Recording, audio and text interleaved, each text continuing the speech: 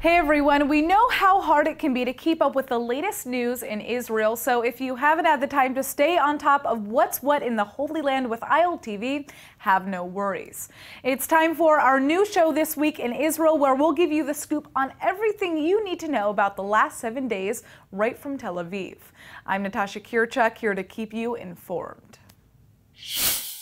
Today, the Gaza border is as tense as ever. A Palestinian man has just been shot by IDF troops after attempting to damage the security fence. Security forces have arrested the man and administered medical care. He is currently in Beersheva's Soroka Medical Center in serious condition. The Army has confirmed that the man had a pair of wire cutters and a knife on him at the time of his arrest. This would confirm suspicions that the man was possibly intending to infiltrate the border altogether and even potentially carry out a terror attack. Incidents like these have begun to bleed into the weekdays during the last several weeks of the Hamas-sponsored March of Return. Earlier this week, 3 Palestinians were shot and killed in 3 separate attempted infiltrations along the Gaza border. Gazans have also repeatedly been flying firebombs to Israel over the border using homemade kites. And the dry summer heat has fanned some of these flames to dangerous heights. Israel believes these so-called peaceful protests are merely a cover for terror, especially since the rallies are set to coincide with the opening of the new U.S. Embassy in Jerusalem in less than 2 weeks. Security officials are already bracing for more violence to come. Turkey, Saudi Arabia, and the United Arab Emirates have just invested a whopping $250 million into East Jerusalem. The money is said to be used to restore the city's holy Muslim sites, but it comes just 2 weeks before the U.S. Embassy opens in Jerusalem. Israeli officials worry that given this timing, this effort will only stir more chaos during a very delicate period. The donors describe these funds as a rescue effort of sorts to renovate holy sites throughout East Jerusalem. This includes the Temple Mount, home to the Al-Aqsa Mosque, dozens of Islamic archives, and even schools and orphanages. But with the ribbon-cutting ceremony of the new American embassy just around the corner, the concern is that the money would only end up fueling violence. Either way, officials and security experts are certainly expecting the worst in the coming weeks. The opening of the U.S. embassy will also coincide with a Hamas-sponsored 6-week-long March of Return protest. These weekly rallies have erupted into bloodshed for 5 consecutive weekends along the Gaza border. The army has seen countless attempts by Gazans to destroy or breach the security barrier, and Israel has in return used live force to contain the riots when necessary. Over 40 Palestinians, including 2 teenagers and 2 journalists, have been killed at this time. Prime Minister Netanyahu has just made a shocking and dramatic speech on live primetime television, revealing what he claims are thousands of documents taken from Iran's nuclear facilities in Tehran. For the Israeli leader, the data within these files is proof enough that the current deal with Iran is a no-go, revealing Iran's detailed research in 2003 to develop nuclear weapons. A few weeks ago, in a great intelligence achievement, Israel obtained half a ton of the material inside these vaults. And here's what we got. 55,000 pages. Another 55,000 files on 183 CDs. Everything you're about to see is an exact copy of the original Iranian material. Israeli officials say this is a result of one of the most successful Mossad ops of all time. Allegedly, this trove was taken from the Atomic Archive in Tehran and smuggled back to Israel all within the same night. In a shocking PowerPoint presentation, Netanyahu walked TV audiences through some of the contents, which contained detailed blueprints, pictures, and even video clips, supposedly documenting Iran's progress in developing nukes about 15 years ago. Iranian leaders have shrugged off the prime minister's claims, calling him the boy who cried wolf. Despite this dramatic reveal, Israeli and European leaders say Netanyahu's data actually works against him and proves the current nuclear deal is needed to stop Iran's plans. Furthermore, Israel's former Mossad official Gad Shimron has slammed Netanyahu's decision to share top Israeli intel publicly on primetime TV, possibly endangering agents' lives. Some argue that Netanyahu only proved what the world already knew and failed to show any evidence at all that Iran was violating the current deal by trying to develop nuclear weapons now. Still, it's possible that the Prime Minister's true intended audience heard him loud and clear. The White House says this intelligence presents new and compelling details that will absolutely impact President Trump's decision on the deal. The president has less than 2 weeks to make his final call. So no, if anything, it's proven right what Israel has done today with the news conference. And Prime Minister Netanyahu just gave a very, I don't know if everybody's seen it, but I got to see a little bit of it. And that is just not an acceptable situation. And I've been saying that's happening. They're not sitting back idly. They're setting off missiles, which they say are for television purposes. I don't think so. So we'll see what happens. I'm not telling you what I'm doing, but a lot of people think they know. And on or before the 12th, we'll make a decision. All right. In potentially related news, and mere hours after Netanyahu's bombshell speech on primetime TV, the Knesset has just voted to grant the Prime Minister new emergency powers. Netanyahu will now legally be able to declare war without requiring a cabinet vote in situations that are deemed extreme. ILTV's Brett Allen Smith is here with more. And Brett, obviously the big question here is, how does this new law define what is extreme and what isn't extreme? Right. I mean, that's the thing, really, Natasha. It doesn't really. The wording of the law is pretty vague on how it defines such a scenario. Some people say purposely vague, perhaps. In the past, a sitting prime minister would need approval from the entire cabinet to bring the country into war, but now he can do so in certain cases after consulting only with the defense minister. So obviously this is a pretty major, significant change in what a prime minister can and can't do. Now, this law has been up for debate for quite a while now, but even given what's happening, with many bracing for a war with Iran, it still kind of feels like this law was snuck under the radar in a way and kind of took people by surprise. Sure. I mean, look, it's hard to ignore the timing of this, especially since the Knesset, only just a couple days ago returned from recess to begin the summer session. This bill was actually one of the first things on the summer agenda, and I think it almost goes without saying by now, but, like many Israeli laws, this one is very controversial. While the Knesset voted 62 against 41 to pass the bill, opponents include top former IDF commanders, and you'd think that career Army guys would be all up for this idea, but actually they're kind of totally against it. Like others, they're kind of worried that now Netanyahu can essentially make a big decision of literal life and death with almost zero oversight. Yeah, and I understand those criticisms. I mean, this type of emergency power is pretty rare. Sure. Typically, it's only granted to leaders temporarily during times of war. And this law permanently changes the powers of a prime minister. And still with rumors very high of a war with Iran, if President Trump dismantles a nuclear deal, this could actually be good timing now that the bill is passed. Well, I mean, it's hard. Look, it's hard to say. I mean, sure, if Iran did start an act of aggression that threatened Israeli sovereignty, I think the entire cabinet would unanimously support going to war. No problem there. But remember, Israel is a country that typically does not begin wars. Now, it certainly has in the past, but not always, which means that if Netanyahu wants to launch a war preemptively, this law would potentially give him the power to do that. Though again, with the interpretation of that, that extreme circumstances kind of gray zone clause, this law could lead us into potentially murky waters. Yeah, I mean, especially because things in the Middle East always feel like they're already extreme circumstances. Very much so. And also because in Israel, almost every single person serves in the military and here. Everything changes fast. Yeah. All right. Well, thanks for joining us, Brett. Of course.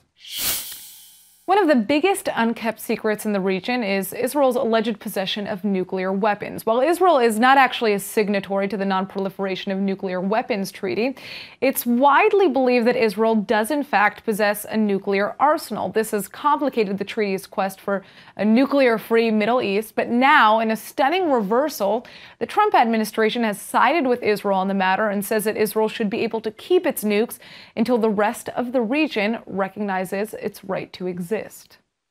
Israeli rationale says that you can't separate the topic of nuclear arms from security, especially when certain enemy countries such as Iran, Syria, and Libya are believed to be actively pursuing a bomb despite signing the treaty. For that reason, Israel allegedly developed a stockpile of up to 400 warheads, which, if true, would make it the world's third largest arsenal. Past administrations have typically held Israel to the same standard as the rest of the world and publicly asserted that Israel should sign the treaty and be transparent in its own nuclear activity. But clearly the Trump administration feels quite differently. The treaty is reevaluated every 5 years, with the next meeting set for 2020 in Geneva. Some fear that by then, the world may be a very different place with respect to nuclear power. We've just learned of a massive missile attack on a Syrian military base in the country's central region. Reports on this vary, but it's believed that 26 fighters for the Assad regime have been killed in the blast, the majority of whom are said to be Iranians. Now, Syria's government-operated media has blamed a joint British-American operation for the blast, but most seem to agree that Israel is more likely behind the strike. In what could be related news, Israeli Prime Minister Netanyahu will now hold an emergency televised announcement this evening. His speech will include a significant update on Iran's nuclear aspirations. This base is a central site for both Syria and Iran, and given the high volume of Iranian weapons believed to be stockpiled there, Israel is indeed a more likely candidate than the United States. This attack also comes on the heels of Israeli Defense Minister Avigdor Lieberman's promise that the IDF would do anything and everything to keep Iran out of Syria. Still, the army, as per policy, has neither confirmed nor denied any direct involvement. The situation in Syria has been headed towards disaster for quite some time now. Most recently, Russian President Vladimir Putin has reportedly all but agreed to deliver a payload of deadly S-300 missiles to the Syrian army, weapons that in the end would likely be used against Israeli forces. Russia has warned Israel of grave consequences if it should interfere in such a handoff, but given the brewing threat of a Russian-Iranian-Syrian alliance on its doorstep, Israel would likely be left with no alternative. Meanwhile, United States President Donald Trump has pledged to pull out all remaining American forces in Syria. This, coupled with the possible fallout should America pull out of the Iranian nuclear deal, means Israel is likely bracing for impact. New details are emerging in the ongoing investigation of last week's tragic hike. 10 teenagers in the Bnei Zion Pre-Army Academy were killed while hiking on a school-sponsored trip in the Negab. This was a day after intense off-season rains turned the entire area into a dangerous disaster zone. But for reasons that are still unclear to police, the school's instructors told students everything was fine and proceeded with the field trip anyway. At this time, the Academy's principal, Yuval Kahan, and instructor Aviv Bardichev are suspected of criminal negligence. Word is that Bardichev actually faces a more severe charge of manslaughter because he allegedly had more details on just how dangerous the weather would be. The two suspects have currently been released on house arrest, and the principal has said he plans to personally reach out to the victims' families. Police raided the grounds of the Bnei Zion school earlier this week when police suspected that the school was attempting to obstruct the investigation. In a WhatsApp message to the hikers shortly before the trip, they assured students that the highest authorities had given the green light despite weather warnings. Both the Defense Ministry and the Ministry of Education deny any knowledge that such a trip was even planned. Some students even specifically warned organizers against embarking on such a dangerous trip, warnings that unfortunately fell on deaf ears. As if breaking basketball records wasn't enough, Israeli athletes have just made an incredible series of wins in another sport, judo. The Israeli national team has just snagged an impressive 4 medals at the European Judo Championships. The finals were actually held right here in Tel Aviv, where Israeli judokas snagged 3 bronze medals and 1 gold. Sagi Muki, who is arguably one of Israel's most renowned athletes, competed in the under 81 kilogram division, scoring the gold medal at this year's games. He also scored the gold back in 2015 and was on track to medal at the 2016 Olympic Games in Rio, but 2 slipped discs in his back ultimately took him out of the running. This year, though, hundreds of Israelis were there to cheer him on as Muki competed against Belgium champ Sami Chuchi. Well, clearly a home turf advantage doesn't hurt, and Muki walked away with the win. Peter Palchik scored a bronze in the 100 kilogram category in the games' final day, and Israeli competitors Geffen Primo and Tal Flicker each grabbed a bronze in their respective categories as well, giving Israel 4 medals when all was said and done. Judo has quickly erupted into a worldwide phenomenon, especially in Arab countries, where athletes have traditionally refused to even share the mat with Israeli players. The last October, Israeli judoka Tal Flicker scored a gold medal at the Abu Dhabi Grand Slam, where neither his flag nor his national anthem were allowed to grace the arena after his win.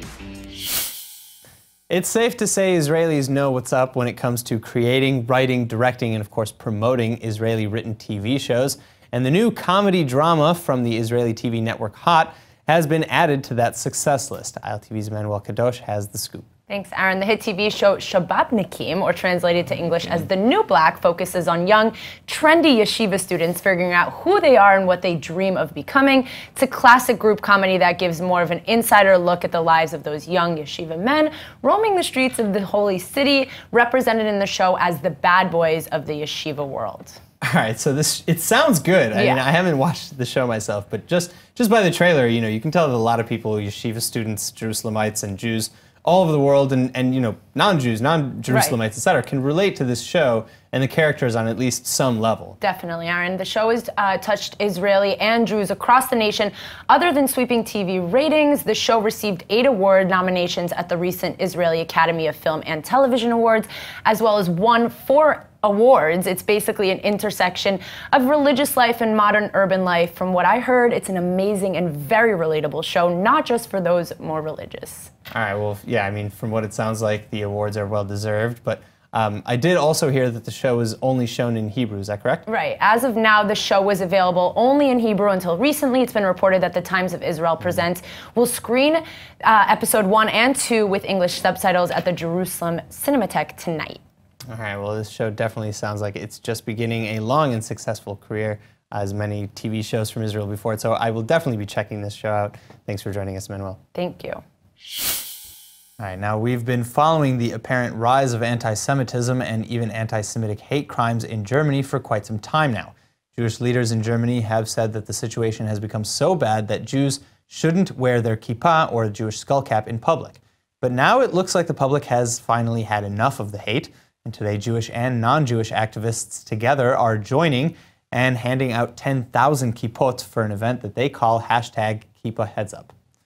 The idea is to unite the streets of Berlin for participants regardless of religion by experiencing what it feels like to be Jewish in Germany. Organizers say that this isn't supposed to be political in any way. There's no political motive or even political parties involved. It's just been meant to as a wake-up call to combat the countless instances of anti-Semitism that seem to have skyrocketed throughout Germany in recent months and years. This issue became particularly public last week when an Arab Israeli man decided to wear a kippah as an experiment to see if the rumors of anti-Semitism in Germany were true. He was assaulted and beaten with a belt shortly thereafter. A video capturing the incident quickly erupted all over social media, causing Jewish leaders in Germany to fear the worst. But that incident gave rise to a similar protest called Berlin Wears Kippah, which saw thousands of Germans putting on the Jewish skull cap to condemn anti-Semitism. Though it's truly chilling to see anti-Semitism on the rise in Germany, of all places, these demonstrations have brought together Jews, Christians, and Muslims alike, a much-needed reminder that only love can truly defeat hate. Well, experts have just made an exciting discovery in the Dead Sea Scrolls thanks to some of the latest high-tech advances courtesy of NASA. The scrolls are, of course, the earliest known manuscripts containing what would eventually become the Hebrew Bible. Tiny fragments of the scrolls have actually been unreadable to archaeologists for nearly 70 years, but now new imaging technology has revealed the 2,000-year-old text, which was previously unseen by the human eye. When these fragments were originally recovered from the Qumran caves nearly 70 years ago, the pieces were so small that archaeologists stored them in a cigar box. For decades now, their contents have been completely unknown. But now imaging tech originally designed for NASA space engineers has made a shocking discovery. One fragment actually contains letters written in anachronistic First Temple script. This is a potentially game-changing reveal because it means there could still be an unyet discovered scroll out there waiting to be found. A second piece confirms suspicions that another copy of the Temple Scroll, which outlines the conducting of temple services, is probably out there as well. A third fragment is only about as big as your fingernail. Turns out it contains only a single Hebrew word, Zamra, believed to be a part of Psalm 147:1. Experts say this piece completes a long-lost portion of the Great Psalm Scroll. The team have used this advanced technology to examine 82 long, overlooked shards of the Dead Sea Scrolls. This discovery comes right on the 70th anniversary of the scroll's discovery. In another 70 years, you can bet even more secrets will finally be revealed. Well, we're just a few days into May, but it already feels like summer here in the Holy Land, believe me. And now that the cold's behind us, ILTV's Emmanuel Kadosh is here with her top 5 ways to work out outdoors. So other than the occasional rainstorm, it's safe to say summer in Israel has begun. And with that comes plenty of outdoor workouts to take part in. What's a little sweat without a view, right? So I'm here to give you guys the top 5 summer workouts you can do in Tel Aviv. First on our list is kite surfing. In recent years, this sport has taken over the city of Tel Aviv and is a great way to get in shape while enjoying the stunning Mediterranean. If you're looking to learn how to kite surf, there are a few places in Tel Aviv where you can rent equipment and take some lessons as well. So whether you're a pro or just beginning, this is an amazing way to get in shape and enjoy the water. Number 2 is rock climbing in Parque Ayalon. This park is one of the biggest in Tel Aviv and offers running and biking trails, kayaking in the river, and most adventurous of all, a rock climbing wall. There's rental equipment offered and it's also very beginner friendly, so grab a friend and head over to Parque Ayalon. If you're looking for a more traditional workout, number 3 is definitely for you. Outdoor gyms are offered all across the city of Tel Aviv, whether at parks or the beach. The free mini gym machines use body weight as resistance, helping keep the citizens of Tel Aviv healthy. Grab some water, jog to the beach or park, and get your workout in. Biking in Tel Aviv is 4th on our list. If you don't have your own bike, don't worry because Telofun has rental bike stations all over the city. This allows people to get creative with where they start and finish their bike ride and gives them a chance to explore all parts of the city. Whether hourly, weekly, or even monthly, bikes are available for anyone and everyone. Last but definitely not least is TRX. This workout that was developed in the Navy SEALs has since been adapted and taught all over the world. It's been reported that TRX improves total body strength and stability using suspension training to work against one's body weight. Just get your own straps, find a good spot, and get started. That's all for today's top 5. Back to you. That's it for this week's Roundup. Tune in next Friday for our next episode of This Week in Israel. I'm Natasha Kirchuk, and thanks for joining us from Tel Aviv.